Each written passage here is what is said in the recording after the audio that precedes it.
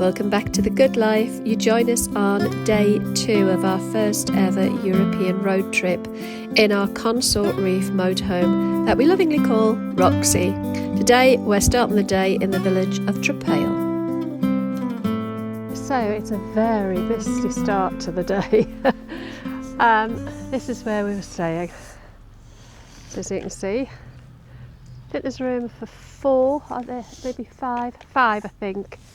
Producers of champagne, 24, yeah. Welcome to the village of Trapale. Explore the variety of environments, forests, villages, shaping the scenery of the vineyards, producing the famous beverage champagne. So there's Very misty behind you. Like a town hall, and then a little bit of a square. That's it, really. Right. Just lots of little roads and paths. They're very narrow.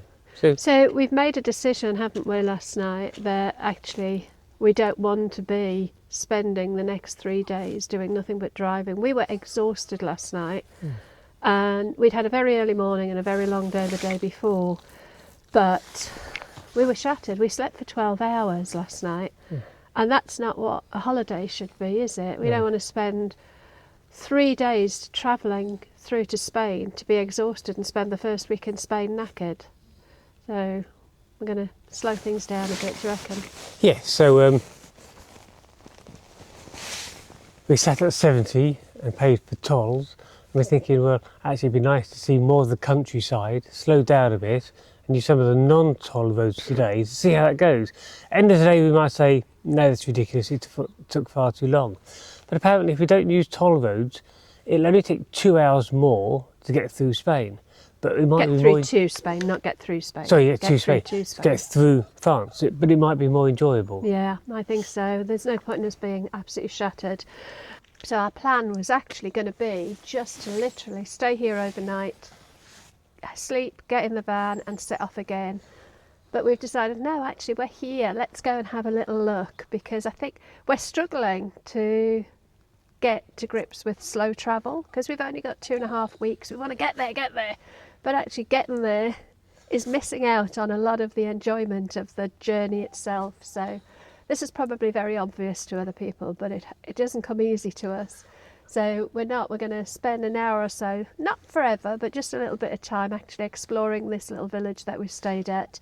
Then we'll crack on, and I think we've said no more than 4 hours driving. I think we'll drive until we're ready to stop for a bit of a lunch, and then we'll drive again until we want to stop. We don't want to end up as we were last night, which was absolutely knackered, and just starting to niggle a little bit. Probably more me than Mark, but I don't fare well when I'm tired. So you want me to be nice, don't you? I do want you to be nice. I want my nice wife back. Right, let's go and have a little look at Trapale then. Yeah, he does love me really. Come on, even though I'm now 60. I think what I love about this air, and I've heard loads of people talking about, the benefit of French airs and how great they are, but actually being here and seeing this little village that we're going to go and explore. The air is right on the northern edge. We're up a hill. We're tucked well out of the way of the village. We're not creating any kind of, what's the word I'm looking for? Inconvenience to anybody. It's there for us. There's fresh water, although actually they've turned it off for the winter, I'm guessing, so it doesn't freeze. We can get rid of your grey water. There aren't any other services. But if England did this, life would be so much easier. We live on the edge of a town, and there are loads of places on the edge of our town that you could easily allow 4 or 5 motorhomes to stay overnight. And people, if people don't abuse it, I don't know, I'm on a bit of a rant I suppose, but it's just been a bit of an eye-opener, and this is only our first one.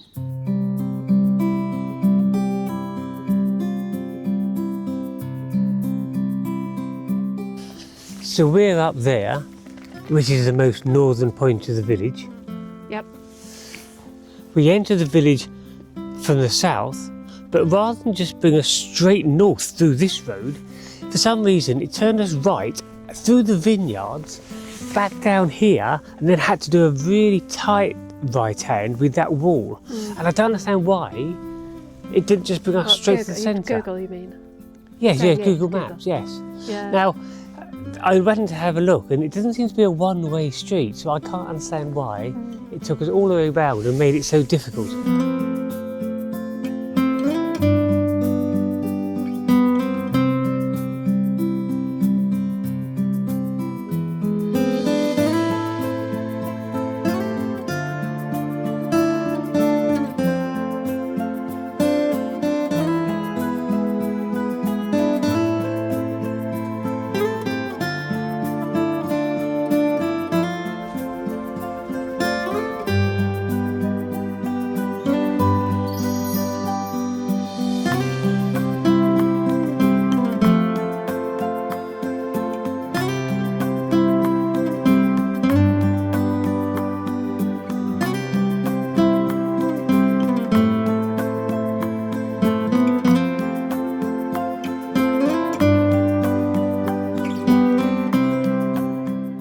Yeah, he's driving up there. There's not a definite one way. So this is the way Google brought us up to the air last night, but we're not entirely sure why, because there is definitely an easier way.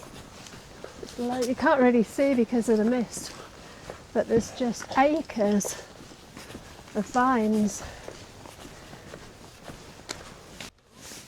Bonjour.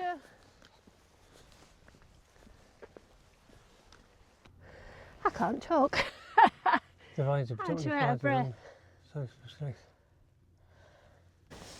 Right, so this is where where Google brought us, but actually getting the van around this right corner hand.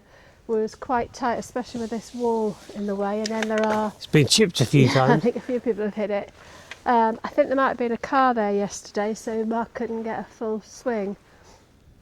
So it might be, if you're ever staying here, Trapale, don't come up past the vines, come through the town, and then you've got a straight run up at it. Where it tries to get easy to turn right into the vine fields, carry straight on up. Much easier. So Plastic grass. I think that's us. We're gonna hit the road Jack, and head south. Okay. alarm off. It's the Van Guardian we have to remember to put on and off. Yes. But when we were parked up in Lidl yesterday, we both went in, and having the Van Guardian, We were much more alarmed relaxed about it, felt weren't much we? more comfortable, didn't we? Yes. Shall I go and put that bag in the waste? Thank you. There you go. Wonderful content. Do they call that rubbish content? Right, so is this general? I think so. I think it there is glass, if I remember rightly, isn't it?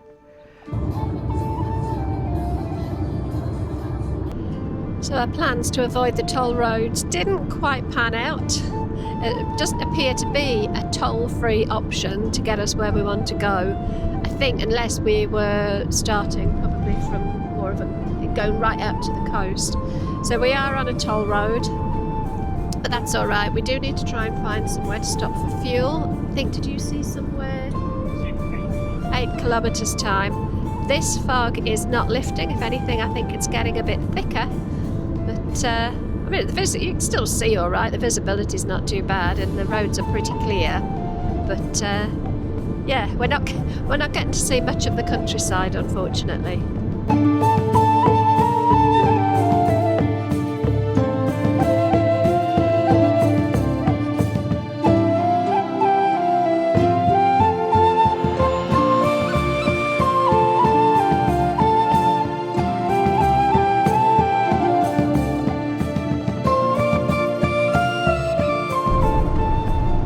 So we got off the motorway, partly so that we could enjoy a bit more of the countryside.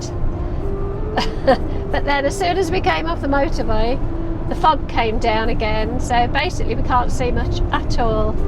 And now we're on smaller, narrower roads in the fog, but Mark's doing a good job of driving. It's lightened up a little bit here. It was absolutely pea soup thick a little while ago. It has lifted a little bit, but as you can see from the sides, we're not really getting to see much of France. Never mind.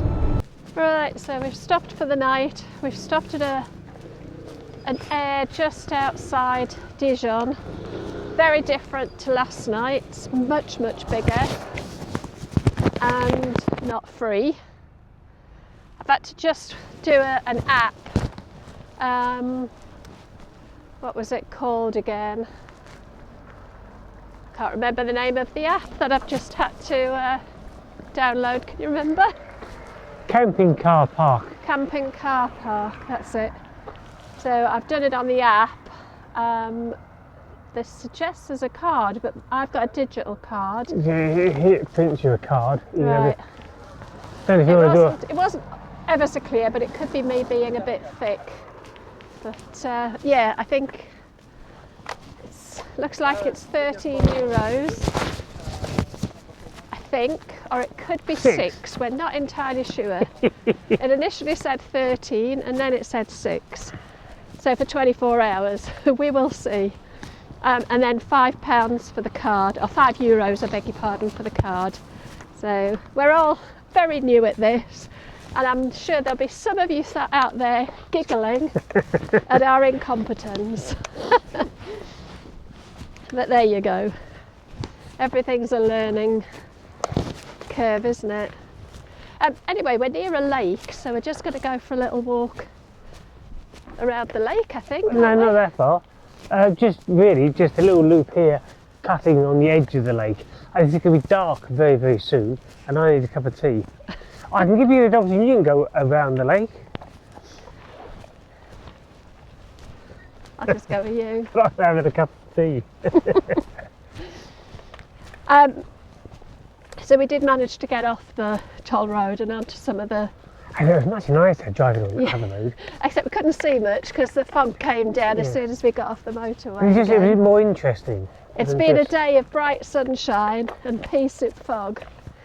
And I think I saw something when we were looking at the Google Maps that said there was a risk of heavy rain or Storm something. Harry. Storm Harry, is it? Yeah, but that was in Spain, but it might be extending up here as well. Harry the hurricane. So we're all settled for the night again, and I'll try and make something out of nothing from the food we bought at Lidl yesterday. Otherwise it's cheese sandwiches again. It could be another cheese sandwich. We managed to get a lot of food, but none of it seemed to match. Last night's dinner should have been a disaster, but actually it was quite nice. There you go, Mark. My birthday meal. I've called it Spanish chicken. Right.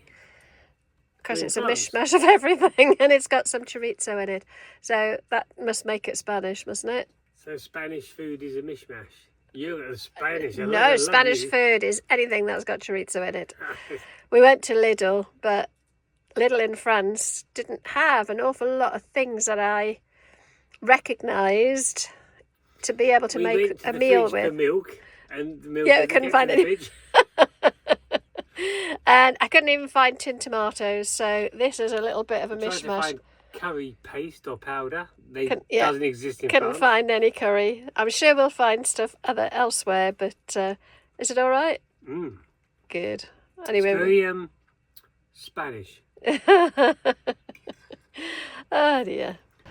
And I think tonight we might do burgers. Burgers and chips. Burgers and chips and salad.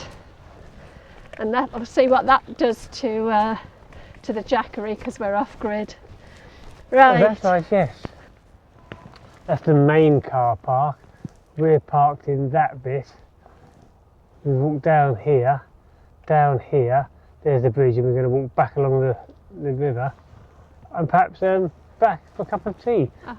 This would be a long way round. Yeah. If it was if we were staying the day and the weather was beautiful, we would that's do what it is doing tomorrow. Yes. The weather's a bit sunnier. Let's have a look over this bridge and then go back down to the river, the lakeside.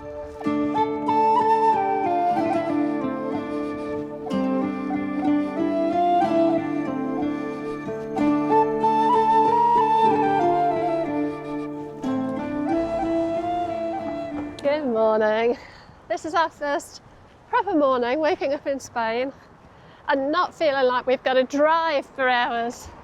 It's not the nicest day, it's a little bit chilly, but a heck of a lot warmer than it was in France. We're in a place called Roses, which is out on the Costa Brava, literally just over the border really into Spain.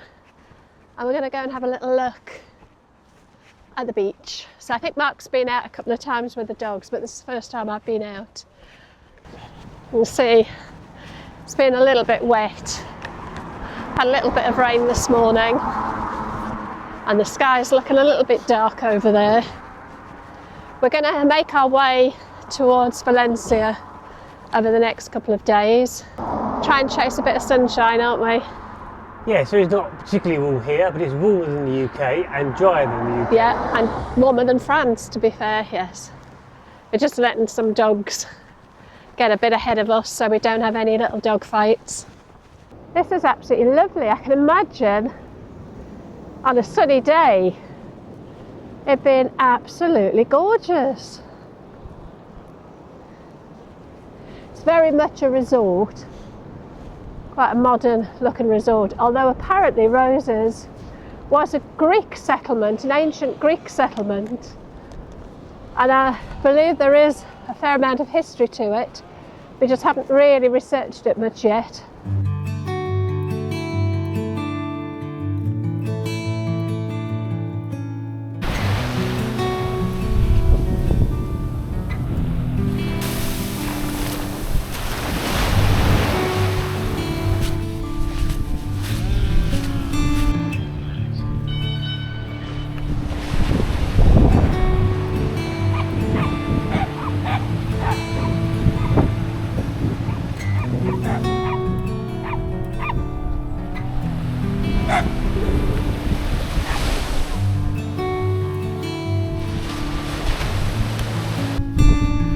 How gorgeous is that? I love that.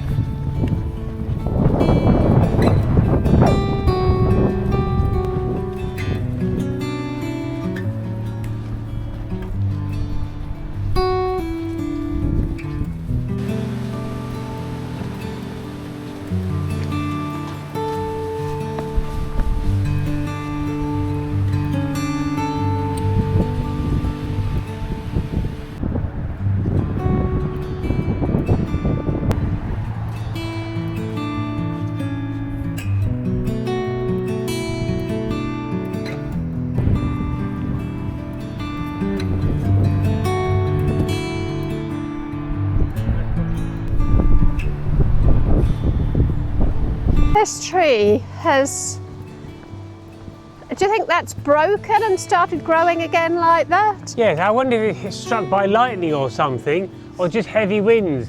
And so whatever was here has died and they've cut it off, Yeah. and that's continued And they're having growing. to hold it up. Mark's climbing a very big hill. Oh, You made it to the top. it's cold on this snow cap. I could ski down. Kids love though, isn't Yeah. it? They'd be running around and up and down and giggling. You say kids like you're not one of them.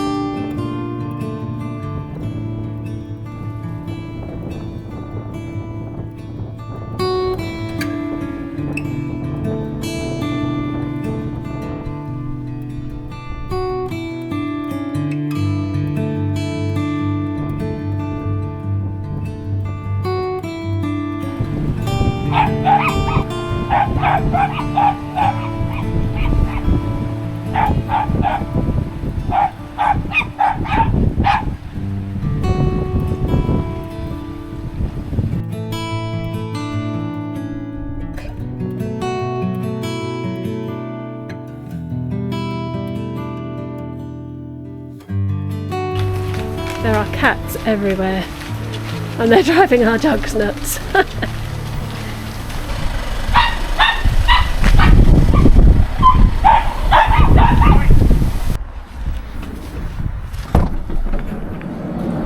Well, that was a lovely walk through the town of Roses, which is a gorgeous name, isn't it, for a place. We just had a nice walk down by the sea, walked into the old part of the town and back. I think about 10 kilometres there and back, which is a nice walk. We're going to grab a bit of lunch and then we're going to make our way east to a little place whose name I cannot remember, but it begins with a C.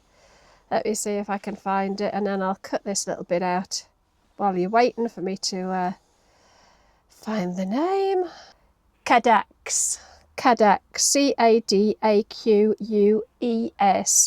And it's right on the eastern edge. It's on a sort of a peninsula, isn't it? Yes. But according to the Lonely Planet guide, it's well worth taking the little detour. I think it's about a half-hour drive out. The weather is meant to be much nicer tomorrow. So I think what we probably will do, if it's as nice as the Lonely Planet suggests, we'll probably stay there overnight, explore tomorrow, and then start heading south. We must get the dogs booked in for their tapeworm on the way back. We've got to have it done between 24 hours and 5 days. So no less than 24 hours, no more than 5 days before we get the ferry back. So we're looking at probably Figueres. Yes. Yeah, the town of Figueres, which is on our route back. So we're going to try and book that tomorrow because we'll go through Figueres on our way further south. But for now, after my 14,500 steps, I'm going to grab a cup of tea and some lunch. Oh, you're putting the kettle on. Cadaqs, a fishing village turned surrealist hub. Okay, now it's got me interested. Let me see what it says. Cadaqs. My apologies if the pronunciation is wrong. If you only choose one place to visit on the sparkling Costa Brava, my apologies, Mark's still got his microphone on. Cadaqs is the quintessential. You gotta have your microphone. I think we're running out of water. I think that's the problem. We're down to 10%. Oh, okay. We might as well get some while we're here, mightn't we? Yes. Cadaqs is the quintessential coastal village with rocky beaches, whitewashed buildings and cobbled streets dominated by the pink and purple plumages of bougainvillea trees. Nestled just outside Cap de Cruz National Park, it has long been a favourite holiday retreat for artists and celebrities, but the pride of Cadaqs is its former long-term resident, Salvador Dali. It was here where the artist chose to build his retirement villa, which is now a museum that brings Dali's legendary eccentricity to life. So it sounds interesting. I didn't pick up on it. Mark picked up on that one. And although it's a little bit out of the way, I think it's worth a visit.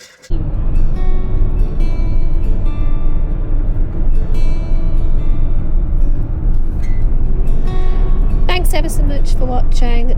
Join us for the next one when we explore the town of Cadaqs. That's the pronunciation, not Cadaqs. Cadaqs. See you next time.